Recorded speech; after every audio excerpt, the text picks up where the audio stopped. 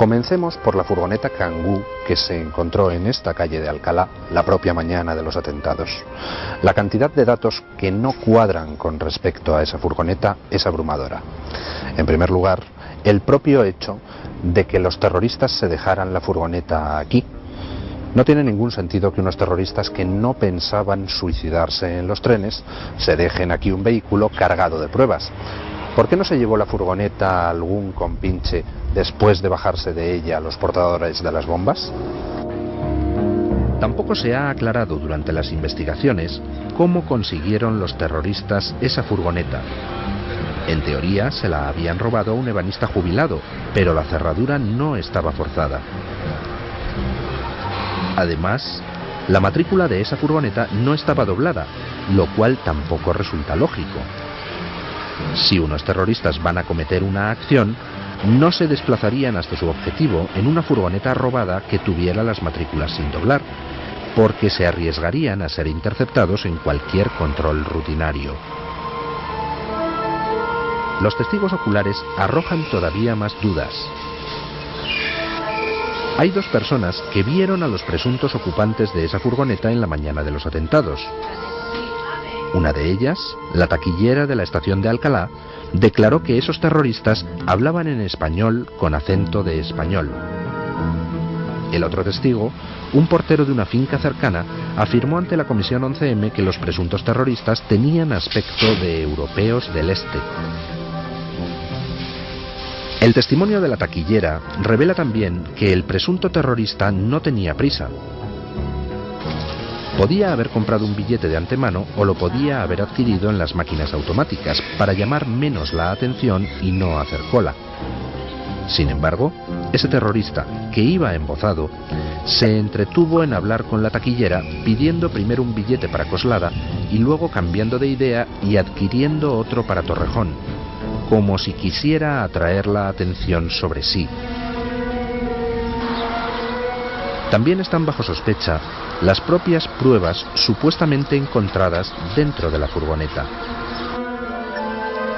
En la furgoneta no había huellas dactilares ni rastros de ADN de ninguno de los 116 detenidos durante la instrucción del sumario, ni tampoco de ninguno de los presuntos suicidas de Leganés. Es como si los terroristas hubieran usado guantes para conducir la furgoneta. Pero si eran tan cuidadosos como para usar guantes con el fin de no dejar huellas, no se explica que luego se dejaran prendas de ropa en la parte trasera de la furgoneta, que tan fácilmente permitieron identificar su ADN. De hecho, tanto los policías que estaban en Alcalá aquella mañana como el operario de la grúa que remolcó la furgoneta hasta una comisaría coinciden en señalar que en la parte trasera de aquella furgoneta no había en realidad ninguna prenda de ropa aquella mañana. Las prendas de ropa aparecieron luego en el complejo policial de Canillas. Lo mismo sucede con el resto de gomado seco que apareció, según los informes policiales, dentro de la furgoneta. Aquella furgoneta fue revisada externamente por dos perros. Uno de ellos llegó incluso a entrar dentro de la furgoneta y tuvo su nariz a escasos centímetros de donde luego apareció, según el acta de inspección, el resto de cartucho. Pero ninguno de los perros olió ningún explosivo. Para explicar que no olieran el explosivo en Alcalá, se especuló en la Comisión 11M con que esos perros podían estar cansados de efectuar intervenciones aquella mañana. Pero lo cierto es que esos perros solo habían hecho 2 servicios antes de ir a Alcalá y no habían estado en ningún momento en ninguno de los escenarios de explosión. Así que la explicación de que tenían la nariz saturada no se sostiene. ¿De dónde salen todas esas pruebas que aparecieron en la furgoneta? Cuando la furgoneta fue llevada al complejo policial de Canillas, aparecieron prendas de ropa, un resto de explosivo y 7 detonadores. Dejando aparte que esas prendas de ropa no fueron vistas por nadie esa mañana en Alcalá y que el resto de explosivo no fue olido por los perros, tampoco la presencia de detonadores tiene ningún sentido. Si las bombas ya estaban montadas, los terroristas no tenían ninguna necesidad de introducir en la furgoneta 7 detonadores sueltos. El tratamiento dado a las pruebas supuestamente encontradas en la furgoneta arroja también nuevas sombras. Según los informes policiales, en esa furgoneta apareció, al registrarla en comisaría, una cinta coránica junto con las otras pruebas.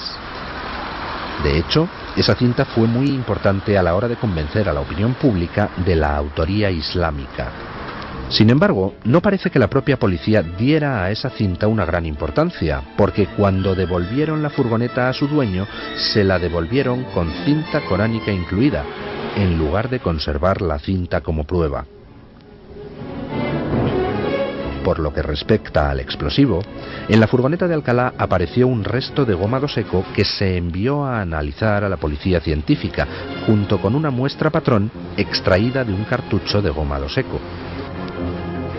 Y el resultado de ese análisis arrojó un resultado curioso. El resto encontrado en la furgoneta Kangoo era en efecto gómado seco, pero estaba contaminado con metenamina, un componente que se usa, entre otras cosas, para preparar explosivos militares, como por ejemplo el RDX.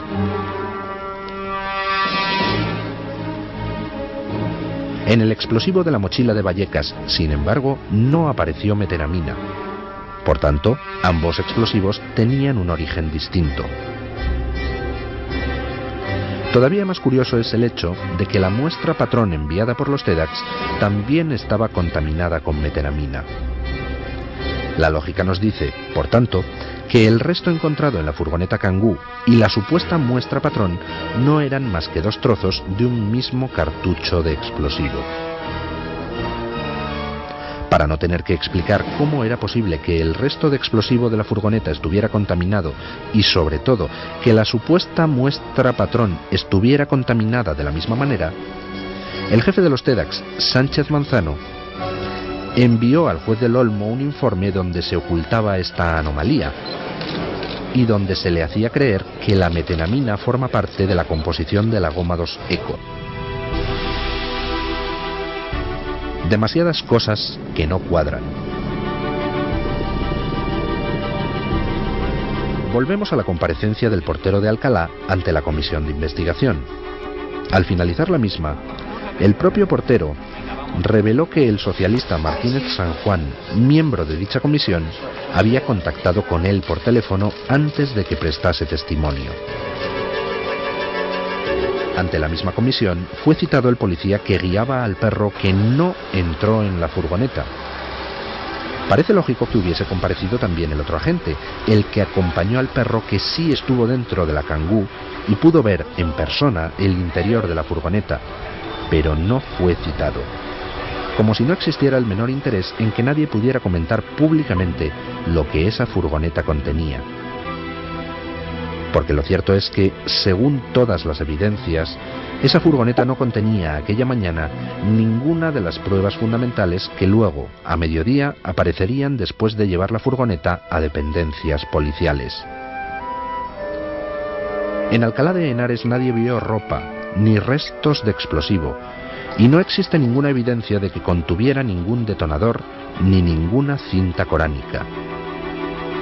Las sospechas se corroboran al analizar los datos del sumario acerca de la inspección ocular de esa furgoneta. Según el informe de inspección ocular, esa furgoneta llegó al complejo policial de Canillas a las 3:30 de la tarde, siendo recepcionada por la policía científica. Sin embargo, la realidad es que esa furgoneta llegó a ese complejo policial 1 hora antes de lo que el acta de registro indica, y quien se hizo cargo de la furgoneta durante esa hora en que el vehículo estuvo desaparecido a efectos oficiales fue la unidad de TEDx dirigida por el comisario Sánchez Manzano. ¿Qué pasó durante esa hora en que la furgoneta estuvo desaparecida a efectos oficiales?